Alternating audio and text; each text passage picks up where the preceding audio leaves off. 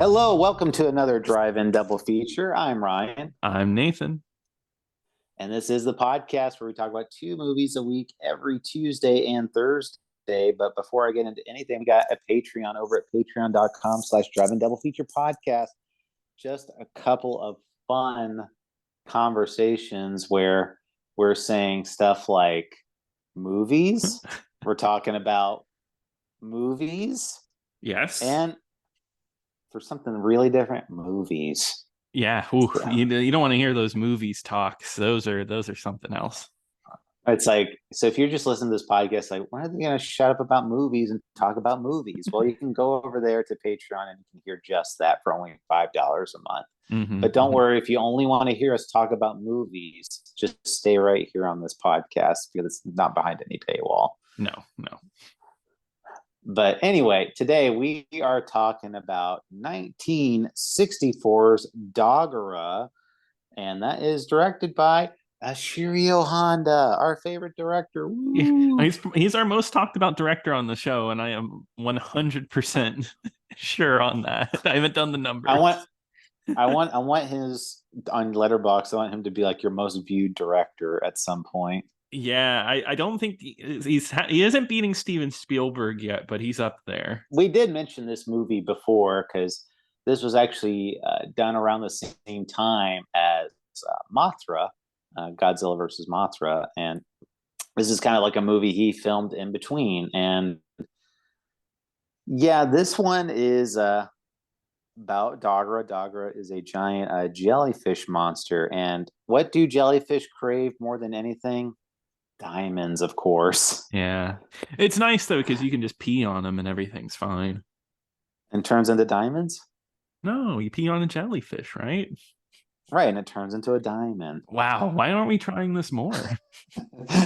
But Of this one, like I said, it's coming off the heels of another movie we've mentioned before called Gorath, which is about a giant walrus monster in outer space. And hmm this one is coming off the heels of that. They wanted more space themed movies, so this one Dogora is a space monster from outer space. So they're like, we want more alien attack movies because it's the '60s, and that's what we do. We make alien movies, Yeah, and that's this so decade's theme. so this movie was originally pitched in 1962, but kind of languished for a bit for a while. And it never came to fruition. And eventually, they did come back, and it was originally going to come out as First Martial Law, which that's a Oof, real memorable title. God. And then it was named Space Monster, Okay, and then not bad. and then it finally became Dogora, the Space Monster. And this was written by Sekizawa, one of the main writers of the series. You know, we praised him for his Mothra screenplay and hmm hmm other ones, and of course, Ishiro Honda came to direct. This movie had a very similar theme of other movies where they kind of wanted to have a more global aspect, where it's like the globe coming together to take out a common threat, and this one, hmm of course, being aliens. That was kind of dropped because I think you could tell right away this movie is very low on effects and very cheaply made Well, yeah, because it's not it even really a monster movie. no, it's not. I mean, the main plot of this movie is that diamonds are going missing throughout the world, and the only one that can that can find it is a police inspector out of Japan, and of course, everyone's favorite movie character, Mark I Jackson. love Mark Jackson, the American that can speak fluent Japanese and do karate, and he's a CIA agent. That's awesome. Yeah, yeah. Well, this is not the first time we've seen Mark Jackson. No, Mark Jackson's No, been in another movie. well, not the character Mark Jackson, but the actor, and that actor is played by Robert Dunham, which of hmm course is the famous mustachioed alien from Godzilla versus Megalon. Oh yeah. You're right. You know what?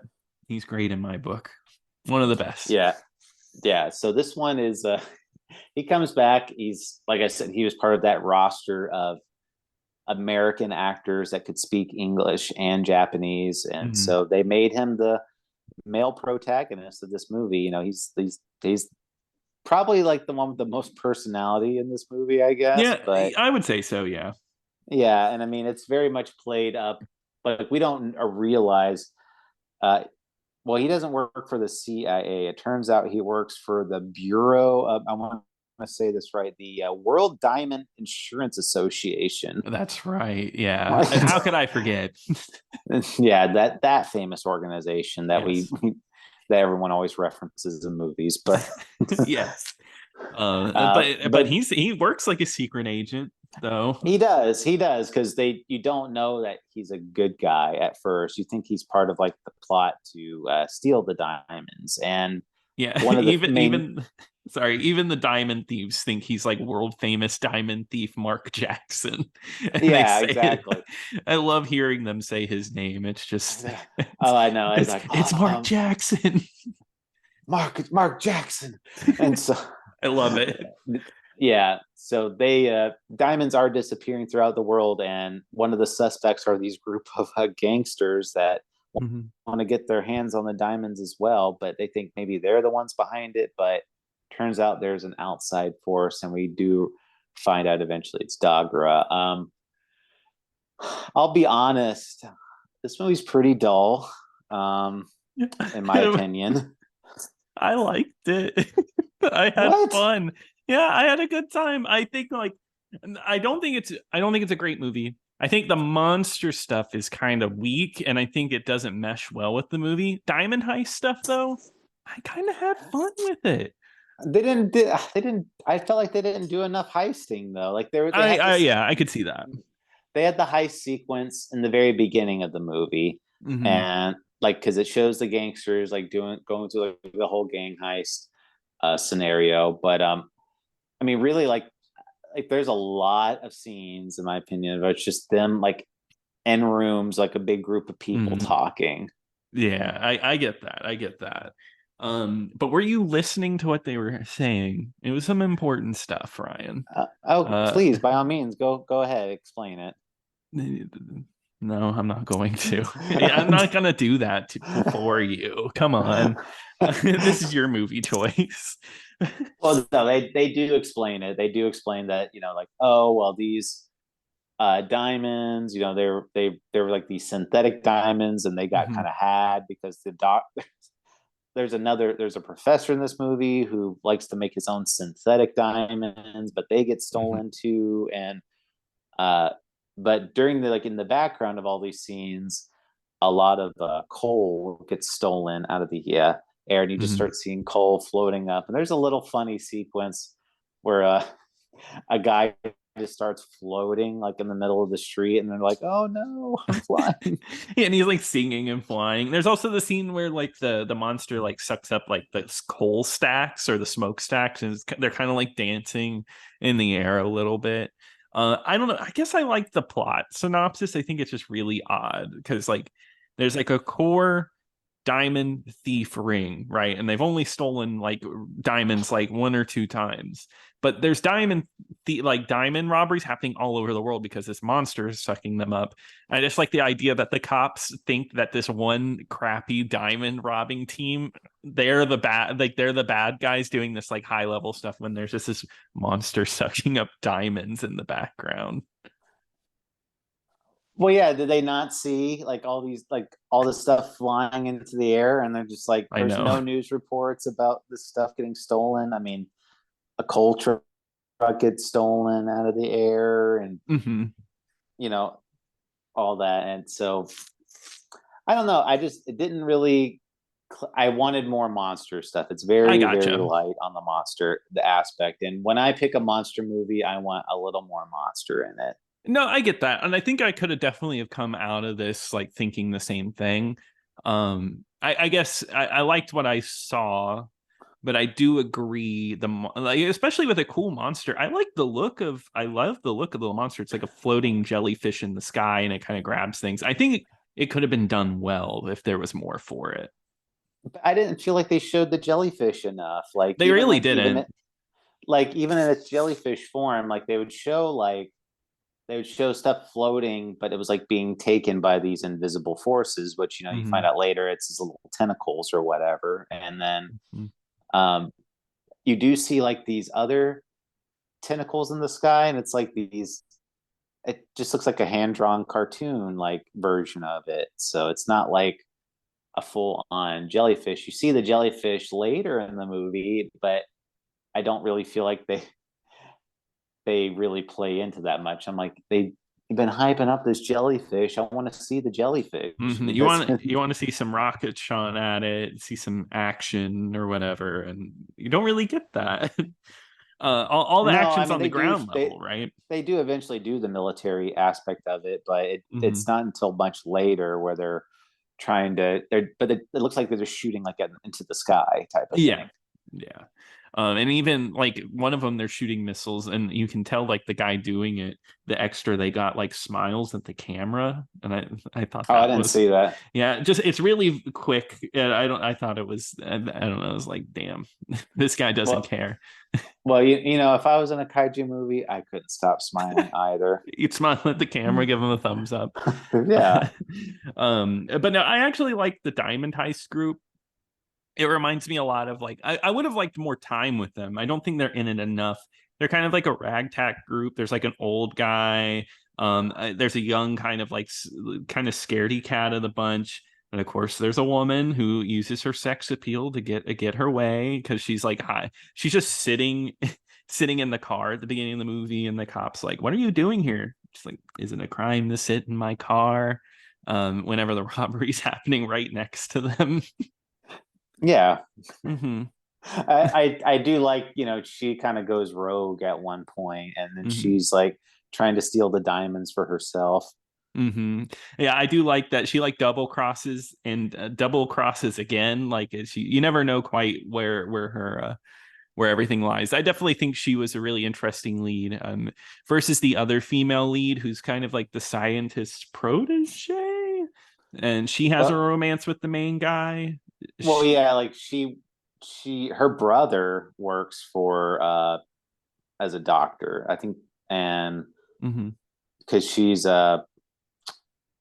Masayo, Mm, Masayo, yeah, like her brother is also a professor. So like, oh, let's go see what my brother's talking about. that's right. Yeah. Um, but I do like their group, the synthetic diamond part where they put it in his mouth. The old guy just starts laughing like so loud because he realizes they have a fake. It's a fake rock diamond. Yeah, I do like that. I would I would have liked more of the gangster aspect of it. I do Hmm. think there is a little too much sciency talk. Yeah, I think that's where this movie kind of falters. Is like maybe the science talk, and even I kind of tuned it out, unfortunately, and that's never a good sign. Is when I start tuning out some stuff. Well, yeah, and it's just like when you listen to a lot of this stuff, it comes off as a lot of this pseudo fake science. So it's not Hmm. really, and it's like, oh, okay, this is just feels like padding. Like they're just trying to Yeah, pad out the runtime a little bit by having this exactly. doctor making up this explanation for a jellyfish that they Yeah. just saw in the sky. Yeah, and Um, I need some real stuff like Tenet, like to real science, real stuff. So well, I've never seen Tenet, so I'll take your word for it. okay, whatever the Matthew Interstellar, that's the Oh, real stuff. oh yeah, like the power of love conquers all. Yeah, yeah, which I don't think we even get any of that in this movie, except for No, Mark Jackson and the main the main guy's love for each other, their camaraderie. You yeah, know, they're very romantic yeah. movie. They make fun of Mark Jackson. I don't speak Japanese, but he's doing a better job than the white guy in the last monster movie we watched doing Japanese. But Oh everyone's yeah, like, "Oh, your Japanese is like crap." Like, "Oh, where'd you learn Japanese?" yeah, he's fine, but Hmm. yeah, I thought that too. I'm like, it's like the last guy. It's like very clearly like phonetically speaking Japanese. So Yeah, but I guess like I'm thinking about it now. If things were flipped, it was a Japanese person speaking English in a movie in the '60s, they probably would have made fun of him too. So you know what, roles are reversed. They've never made fun of Japanese people's talking. Never. We've never seen that in a movie ever. Never. But what is the number one nemesis to jellyfish in the sky? Well, obviously it's wasp venom. Yeah, that like lost me. Like, oh, it's the answers in the bees, of course. It's always the bees. What? Yeah, Yeah, well, I read that. I was like, what are they going on about? well, because there's a Dogora when it's stealing all these natural resources from these mine shafts. It turns out Dogora had disturbed a wasp nest, and these wasps are like they stung Dogora in retaliation, and what happened? It started crystallizing Dogora's body. That's right. Like, Yeah. oh, like that's what causes it. Dogora doesn't like it, hates getting stung by wasps. Okay, it's such a weird solution. Like they could have thought of something better than that. Yeah. Yeah. So that's how they take care of this whole deal is they start shooting artificial venom into the sky at Dogora, so that way it eats into him and his whole body just kind of turns into these giant crystal pieces. Yep. What a bad way to And go out for one of the best monsters we've seen in a movie. yeah, definitely. But don't worry, you can play as him as in the NES Godzilla That's game. right. He's in a few other games too, but none of the recent ones, unfortunately. Too bad. Yeah, they but that's how the movie ends. But like they end up having one final shootout with the gangsters and on the beach. one of the on the beach, yeah, in the middle of the day, and then one of the Dogora crystals crushes the gangsters. That's right. Yeah, super over the top. But I that's the thing. Like I kind of like that. I like the shootout. I like the bad guys. I liked Mark Johnson running around doing karate, trying to figure out this diamond heist. I think this would have worked better. We probably wouldn't have watched it though. It probably would have been hidden the time, but I think it would have worked really well as like some kind of diamond heist style movie, because that's definitely where like the writer here he was leaning more into that. So yeah, Sekizawa was leaning way more into that than anything else. I think the plot could lend itself really well, like somebody like they're like doing a jewel heist, like planning a jewel heist during a kaiju attack. Like imagine like oh yeah, like a kaiju's like destroying a city and like they're going about like stealing like these jewels or something like that. I think that would be pretty fun. Like yeah, that was kind of like an Ocean's 11 meets kaiju movie. That would be pretty neat, I think. But yeah, like I said, it's of course they're not going to show you any of those cool action sequences like that though. No, it's very like, you know, like you said, scenes, talking, a little bit of action. Sometimes they're doing a shootout by a car, but it's nothing too crazy. Yeah, I mean, wasn't what I was hoping for, but I'll go ahead. Sorry, I did have to say they just reused the music from Godzilla in this one. Once again, they're doing it again. It just reuses Akira Ikafube's other scores and puts it into the movie. Hey, why mess with greatness? That's true. That is true. But it's funny though. So I mentioned Robert Dunham. He was apparently like very excited to about this whole movie because you know it's like he gets a big starring role.